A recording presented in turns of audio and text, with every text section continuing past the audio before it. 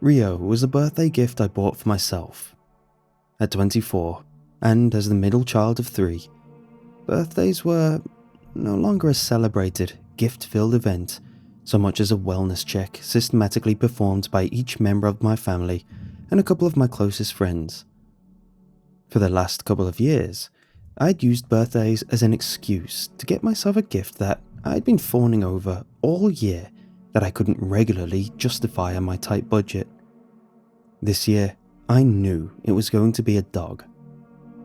I had been dreaming about adopting a dog for years, but denying myself repeatedly for a constantly rotating list of reasons, the greatest of which was living in a dorm that didn't allow them. As soon as I started the search for my apartment, I carefully selected pet-friendly establishments for consideration. I was still scraping by as far as finances, but I was making it a point to have at least one standard for the cost of rent. The first thing I did was go right to the animal shelter down the street and adopt the cutest, tiniest little puppy I could find. She was a Chihuahua Jack Russell Terrier mix, according to her paperwork, and she was the Antichrist, according to me. Cute as a button, yes, but infuriating.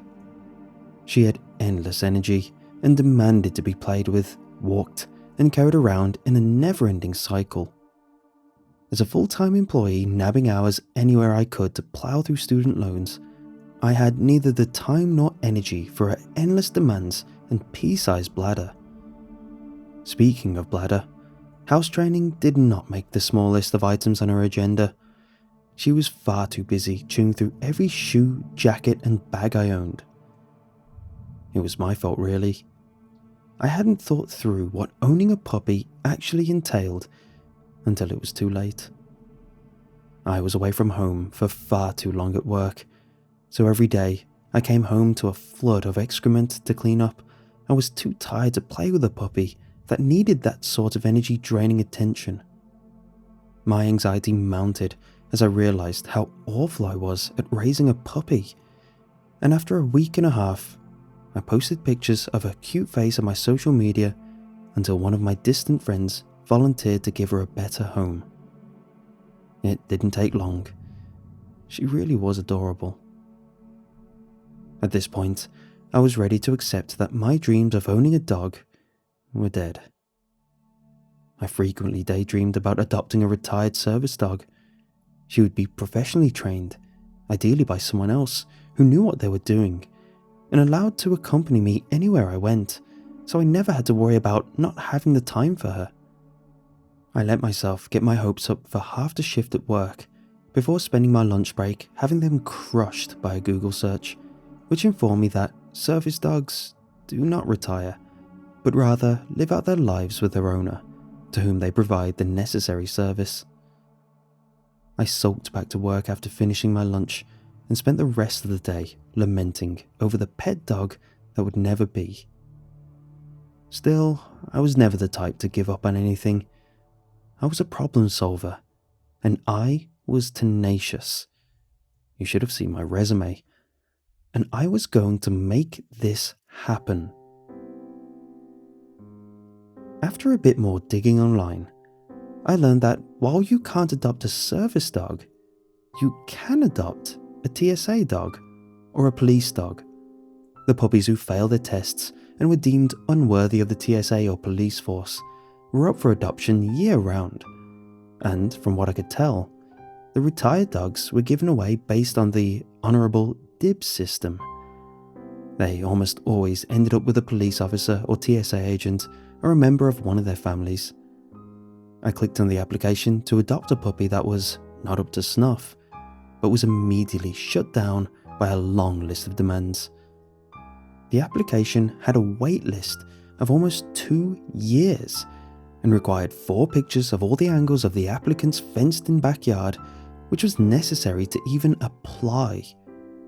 From my modest 2-bedroom apartment, I couldn't even dream of such a luxury. It was months of calling every nearby police station and airport I could, reaching farther and farther out in my desperate search. Finally, in a small podunk town near the southern border of my state, I found my chance. He was old, and usually just tired.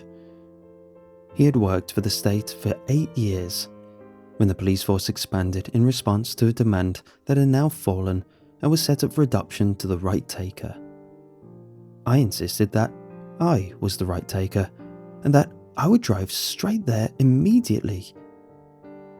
After a few hours of driving, I found myself the proud owner of a tired, old bloodhound. He greeted me rather politely and slowly strolled towards my car and pulled himself into the back seat when I instructed him to. He was well behaved and seemingly disinterested in most of his surroundings, and he was exactly my speed. I was thrilled with my new dog, and after a few short weeks, felt that we had formed a real bond. He was respectful of my need for peace, quiet and rest, but he always stayed close to my side. He was dutifully protective and calculating, and I got the feeling he had trust issues when it came to strangers. Living in the more affordable area of the city, I was very pleased with the extra feeling of safety Rio provided. He was still very kind, and though he never approached strangers on his own, he was always happy to receive pets from anyone when offered, and always returned to his post at my ankles when he was finished making friends. Several months went by with our happy companionship, and I got used to taking long walks every night when I returned from work. As the weather got colder, I found that our 6 o'clock walks grew darker and darker each night. I didn't mind the dark as it stood on its own, but it's true that it does bring out the shadier characters. I never felt too worried about stranger danger with Rio by my side. He had never displayed any sort of aggression, but given his urge to stay by my side, I was confident he would not let anything happen to me. It wasn't until just over a year after I got him that I saw Rio in action. Rather than our spooky nighttime walks, it was a bright, cheerful morning that gave me the greatest fright of my life. It started like any other morning, and doesn't it always?